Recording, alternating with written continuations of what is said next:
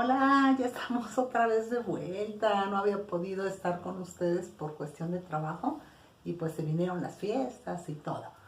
Les deseo un próspero año 2023 y que continúen ustedes con sus clases. Bueno, ya habíamos visto cómo hacer preguntas con el verbo ser o estar. Ahora vamos a volverlas a recordar y vamos a ver cómo se hacen preguntas cuando no llevan el verbo ser o estar, cualquier otro verbo. Vamos a ver cómo es la estructura, ¿ok? Questions with be.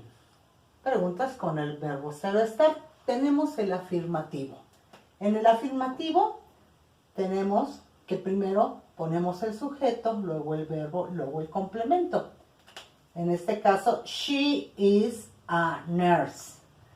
Para hacer el interrogativo, vamos a cambiar, ya les había dicho, el verbo ser o estar al principio.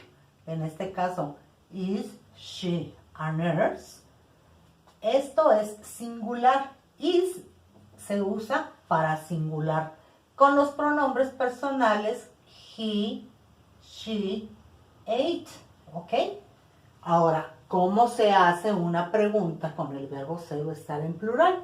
Tenemos el afirmativo que es primero el sujeto, luego el verbo y luego el complemento.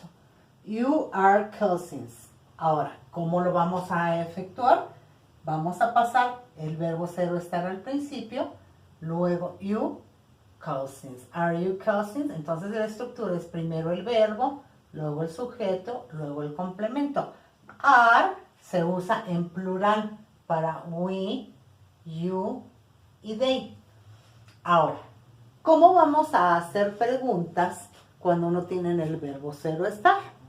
Vamos a ver. Does se usa para preguntar en singular. El singular es he, she, it. Y do se usa para preguntar en plural. We, you y they. Tenemos el afirmativo. Primero es el sujeto, verbo y complemento. He works at night. Recuerden que cuando tenemos una tercera persona del singular, al verbo en presente le aumentamos una S. Cuando se convierte en pregunta, ya no lleva S, se queda en su forma natural. Entonces, he works at night. Does he work at night? ¿Por qué dos? Porque es una sola persona que es he. Y aquí tenemos he. ¿Ok? Ahora en plural. They speak French. Como no es tercera persona el plural, el verbo va sin S. ¿Cómo hacemos la pregunta? Primero ponemos el verbo auxiliar, luego el sujeto, el verbo y el complemento. Do they speak French? Esa es la estructura.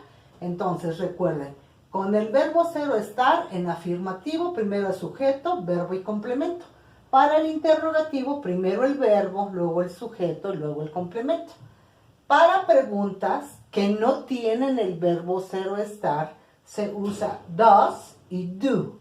Does para el singular y do para el plural. Tenemos el afirmativo. Sujeto, verbo, complemento. He works at night, they speak French. En el interrogativo, para las preguntas. Recuerden que siempre al final debe de llevar su signo de interrogación, su question mark, si no, no es pregunta. Does, ¿por qué does? Porque es singular, es he, le corresponde does. ¿Y por qué do? Porque they, es plural. Do they speak French? Yo espero que esto haya quedado muy claro. Repítanla cuantas veces sea necesario. Y vamos a continuar.